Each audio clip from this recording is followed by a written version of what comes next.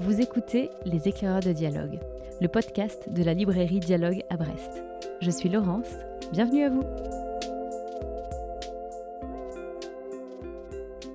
Il a exercé de très nombreux métiers qui ont peut-être tous en commun les mots. Beaucoup l'ont découvert au cinéma, en 2008, dans le film Entre les murs, adapté de son roman éponyme. Mais c'est bien dans son œuvre littéraire que plongent avec bonheur ses nombreux lecteurs. Une douzaine de romans, une fiction biographique, un roman jeunesse, quelques bandes dessinées et plusieurs essais construisent une œuvre riche, diverse, engagée, sociale et littéraire bien sûr, tant le travail de la phrase et du style y est au cœur. À l'occasion de la parution de L'Amour, aux éditions Verticales, François Bégodeau est l'invité de notre podcast pour 2 épisodes qui offrent une plongée dans son parcours et dans quelques-uns de ses livres, au fil d'une conversation et de quelques conseils de lecture. Les Éclaireurs de Dialogue, c'est parti!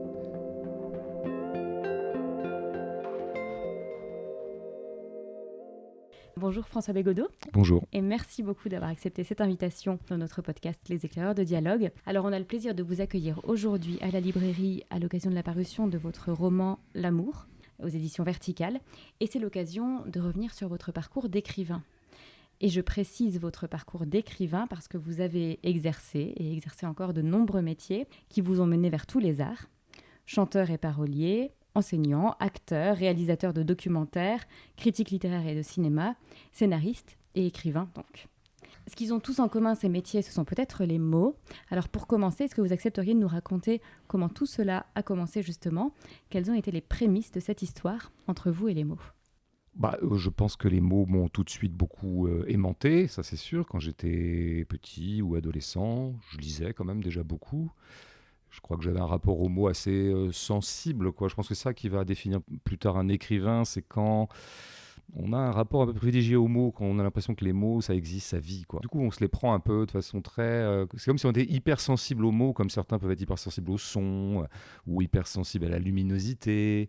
Moi, c'était plutôt les mots, et donc, voilà, j'étais très porté là-dessus.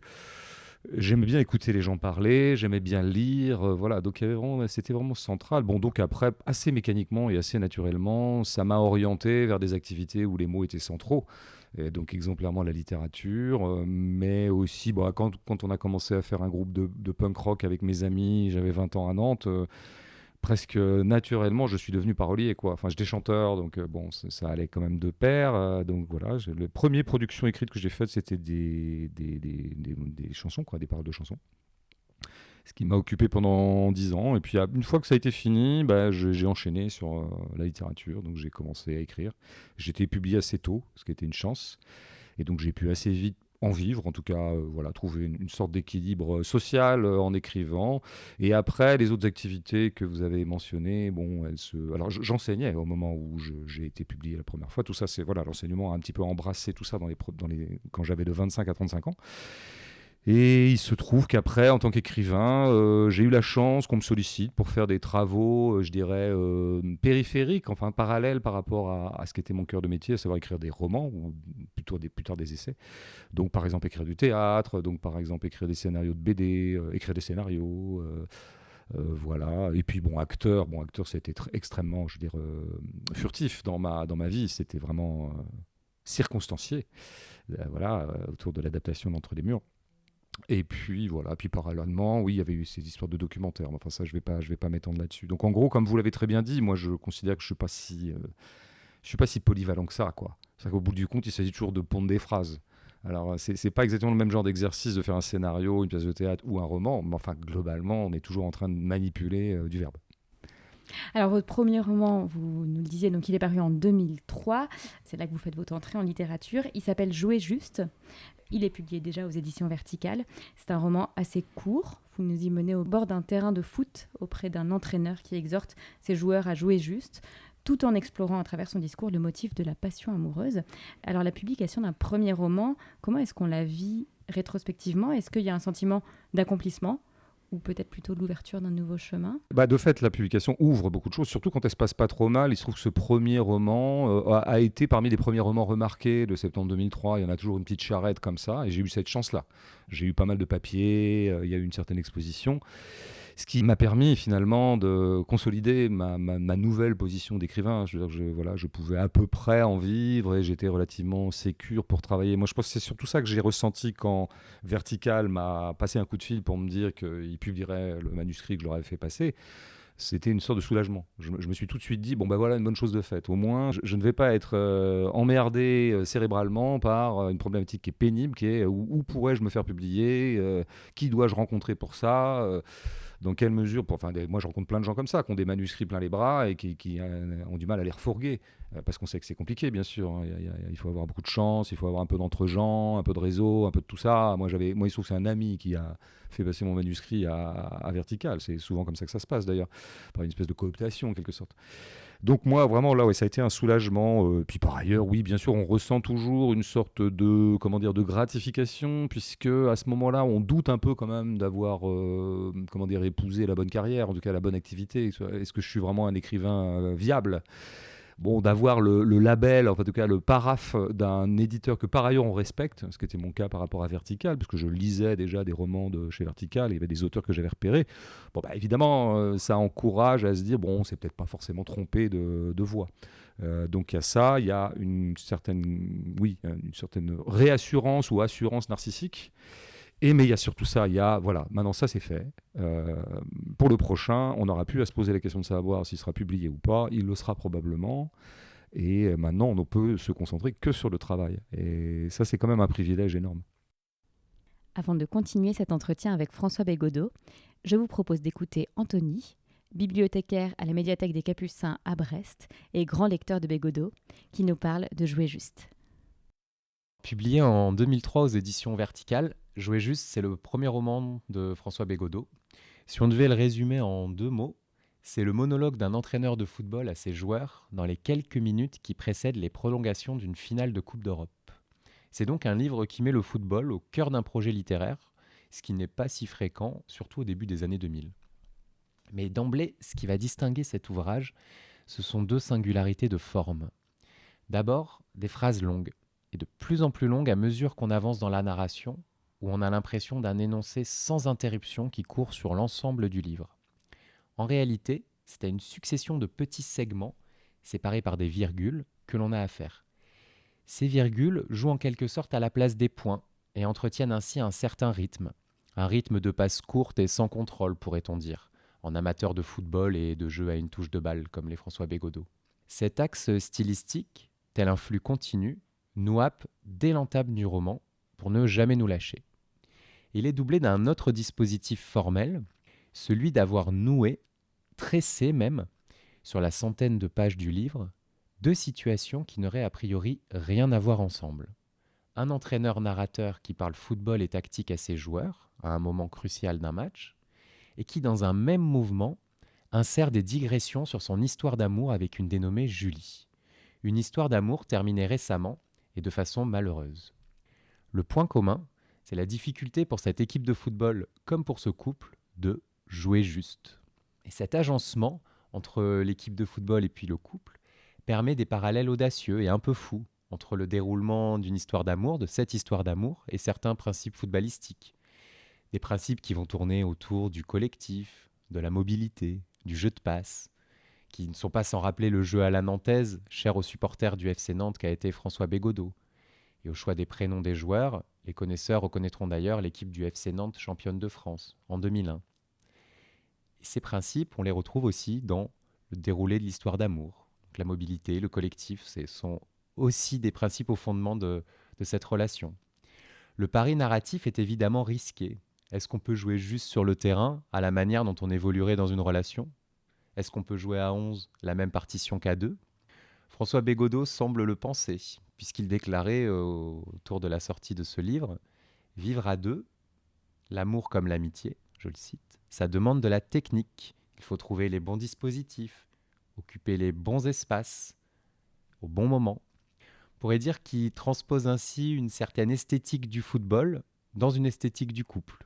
Jouer juste, aimer juste, ce serait davantage affaire d'habileté, de méthode, d'entraînement et de virtuosité que de simple passion amoureuse, où les choses semblent tomber d'elles-mêmes. La grande réussite de ce roman, en définitive, c'est de parvenir à montrer au lecteur que parler de football revient au fond à parler d'amour.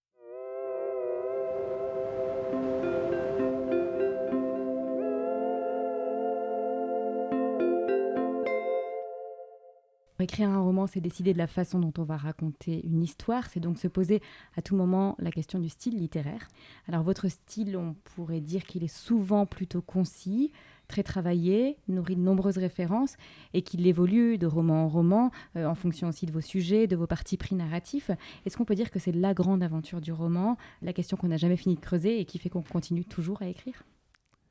Ouais, je pense que tous les écrivains, en tout cas ceux qui sont un peu dignes de ce nom, on va dire, sont d'abord requis par des affaires de style, puisque l'artisanat littéraire, concrètement, il consiste à faire des phrases et faire des paragraphes, et mettre des phrases les unes à la suite des autres, de sorte que ce soit à peu près cohérent, que ce soit relativement fluide, enfin voilà. Donc on se pose tout un tas de problèmes très techniques, en fait, très artisanat, de manipulation de la langue.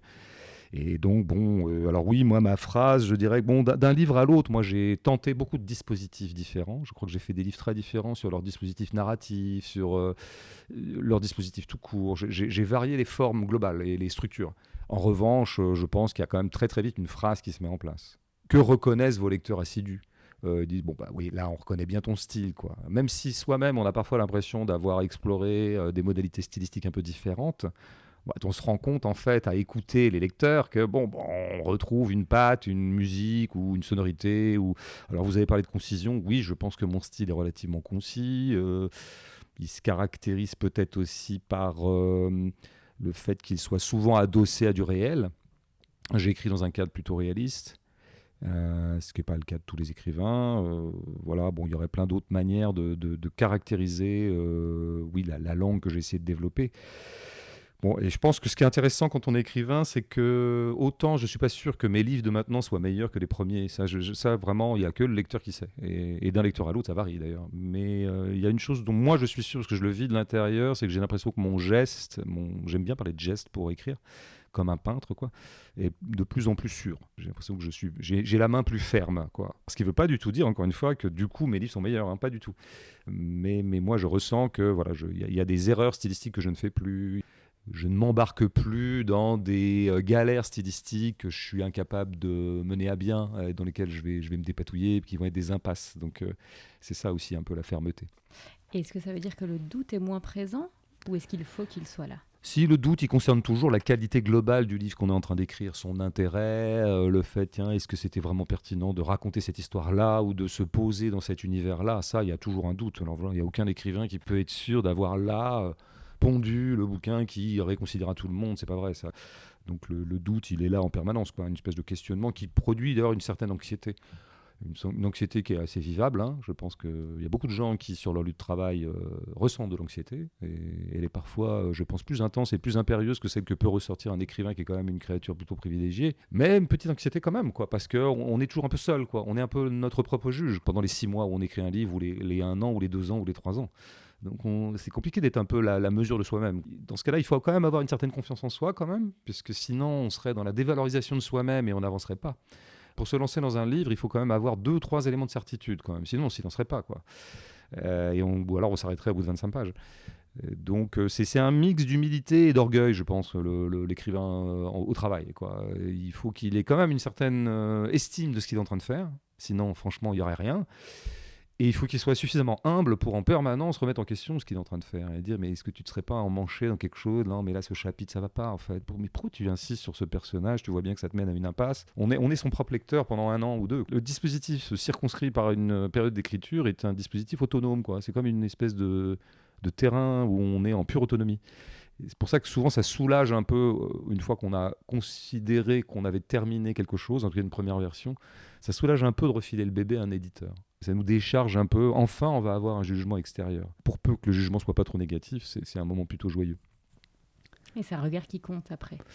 Ah bah oui, extrêmement. De toute façon, c'est quand même lui qui est d'abord le maître des horloges. En tout cas, à la rigueur, quand un éditeur décide que ce livre n'est pas publiable, je veux dire, l'écrivain se retrouve la queue entre les jambes.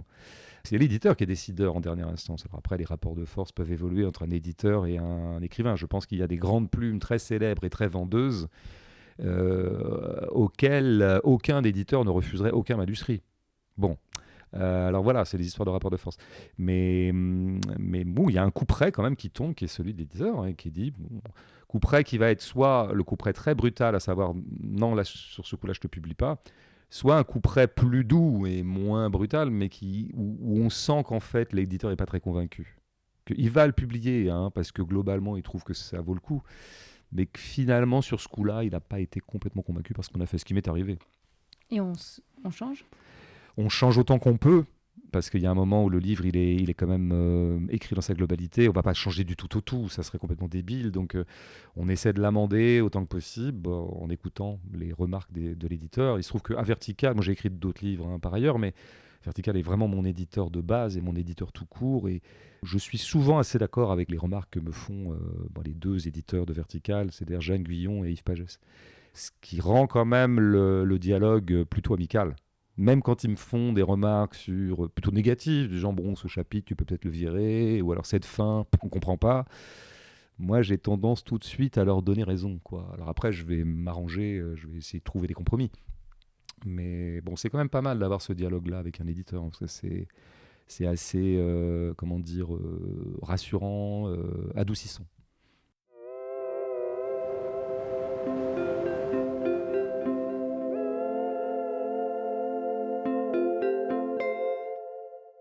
Dans votre vie publique, on connaît votre positionnement intellectuel très engagé.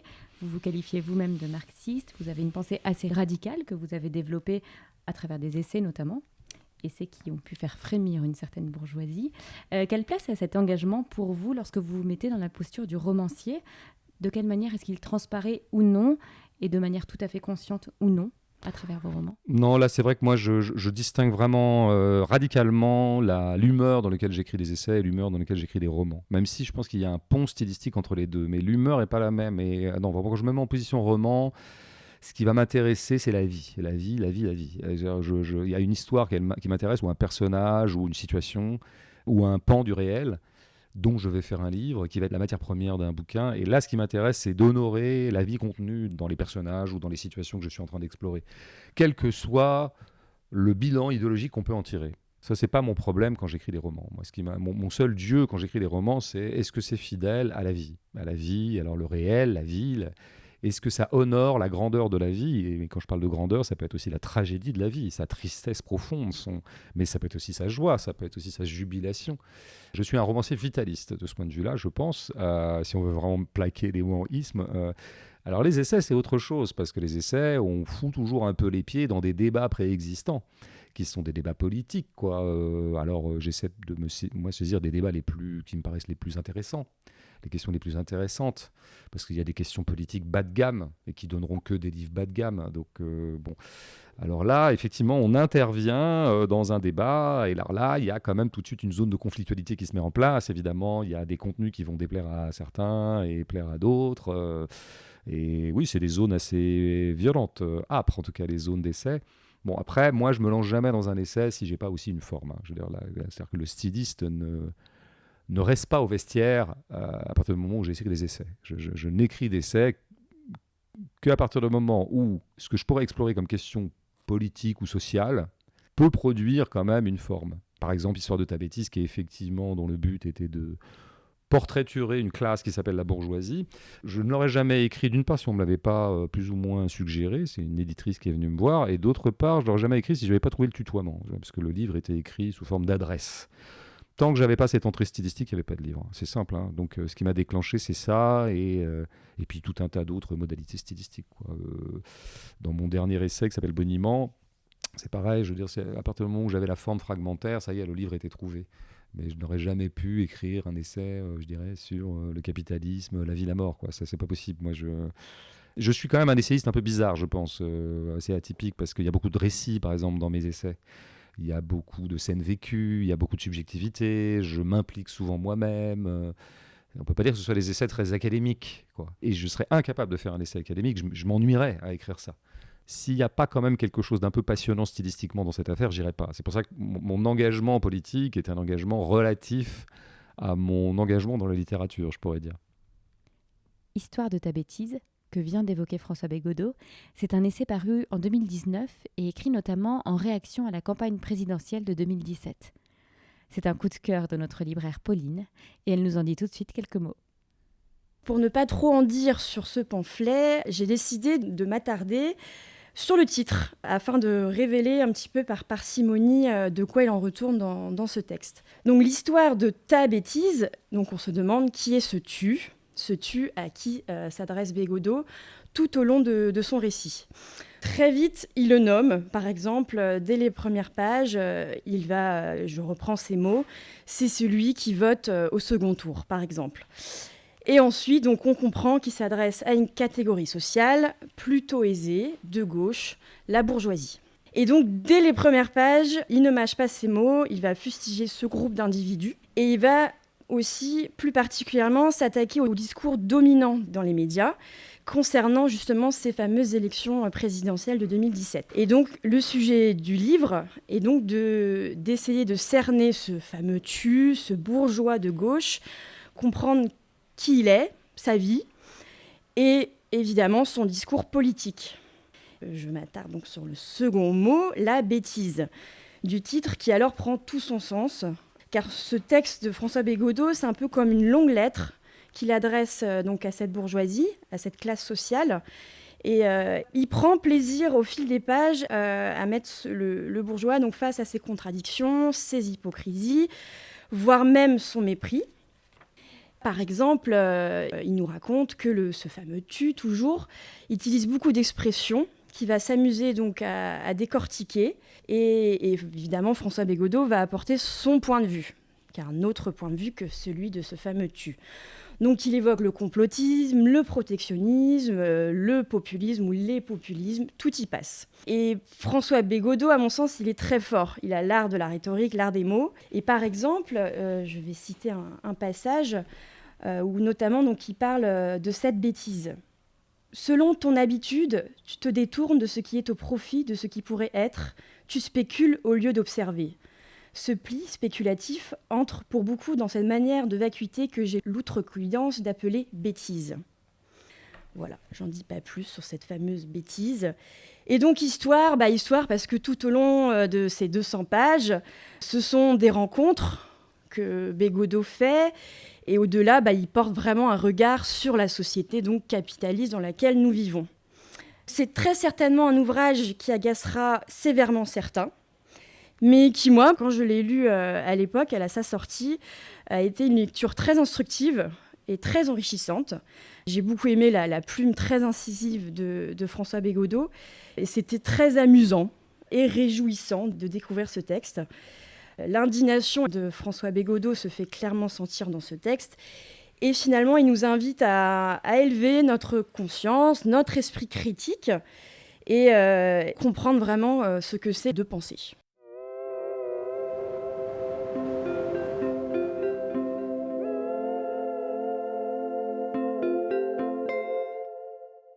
Certains de vos romans sont des romans qu'on pourrait qualifier de sociaux. Je pense notamment à En guerre, à travers lequel vous racontez le suicide d'un ouvrier et vous nous amenez à nous interroger sur les causes de son acte et à savoir si elles ont un caractère plutôt sociétal ou personnel. Est-ce qu'on peut dire que vous vous inscrivez dans cette tradition du roman social ?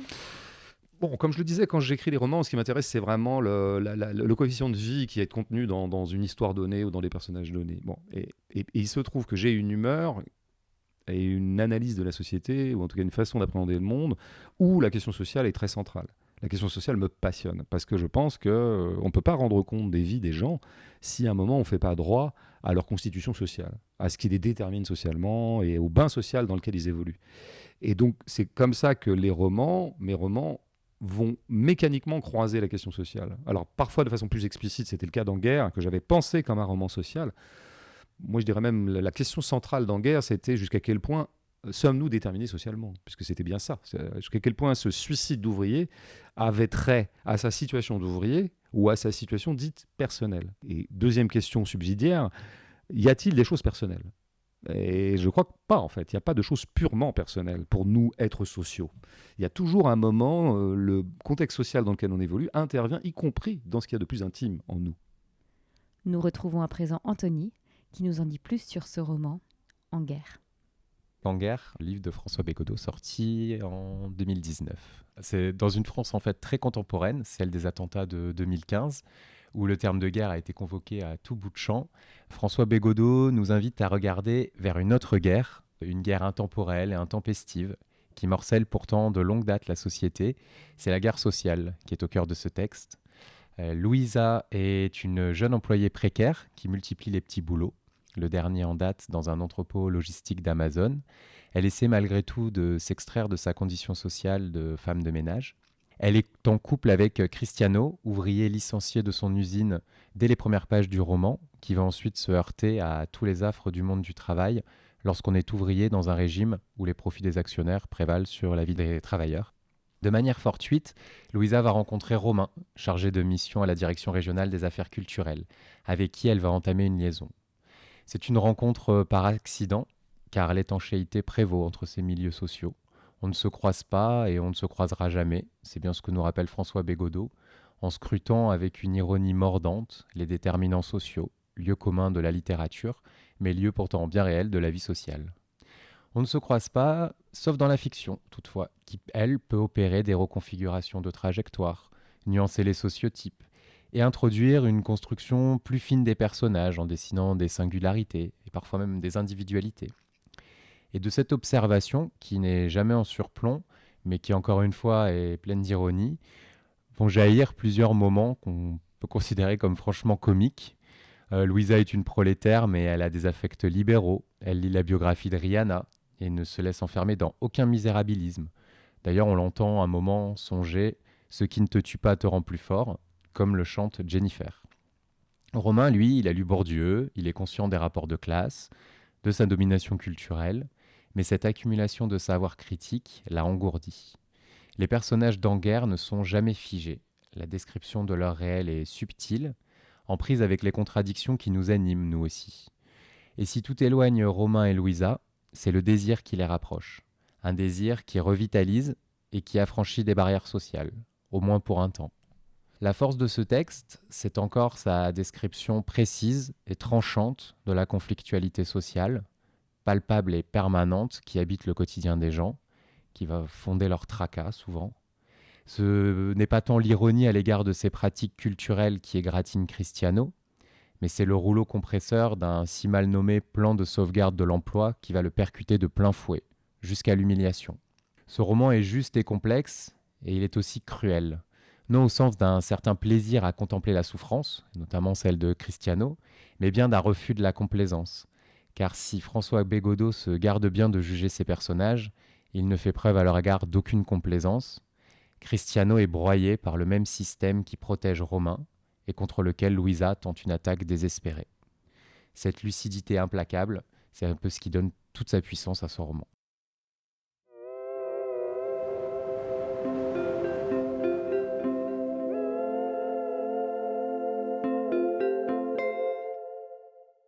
Anguerre était vraiment, effectivement, explicitement un roman qu'on peut qualifier de social. C'est un peu moins le cas dans d'autres romans, mais il y a toujours un moment où on va quand même croiser cet aspect-là, parce que il me semble qu'on peut, encore une fois, on ne peut pas raconter en vérité des vies et raconter en vérité des personnages sans à un moment réinstaurer ou réinscrire plutôt les personnages dans ce qui est partie prenante de leur vie. Si je prends l'exemple de l'amour, qui effectivement, dont on ne pourrait pas dire que c'est un roman social, dont les incidences politiques sont quand même relativement lointaines, oui, mais au bout du compte, quand on suit Jeanne et Jacques, eh bien, on va quand même croiser du réel, quoi. On va croiser l'environnement géographique, régional, social, professionnel dans lequel ils évoluent, parce que c'est partie prenante de leur vie. C'est-à-dire qu'à un moment, Jacques, il veut partir à l'armée parce qu'il s'emmerde avec... il en a marre de travailler avec son père qui est artisan, qu'il l'a pris un peu comme apprenti, quoi, comme ça se fait parfois dans les familles d'artisans. Il en a marre et il pense aller à l'armée. Mais si à ce moment-là, il part à l'armée, il s'engage. Mais il n'y a plus d'amour entre Jeanne et Jacques. Et d'ailleurs, Jeanne le ressent très bien, puisque à peine lui a-t-il dit qu'il aurait l'intention de partir s'engager véritablement à l'armée, pas simplement le service militaire, qu'elle en conçoit une immédiate tristesse et une immédiate inquiétude. Genre, elle voit bien que s'il part, ils sont foutus. Ce couple qui est à peine en germe, sera tué dans l'œuf. Et donc, bon, ben voilà, y compris notre vie sentimentale et notre vie intime, y compris notre vie sexuelle, eh bien, parfois, elle est percutée par des données sociales. Donc, à ce titre-là, comme moi, j'essaie toujours de décrire le vrai, c'est une ambition un peu mégalomaniaque, mais enfin, bon, je ne connais pas d'écrivain qui ne l'est pas. Eh bien, donc, du coup, je croise beaucoup de réalités sociales dans mes romans.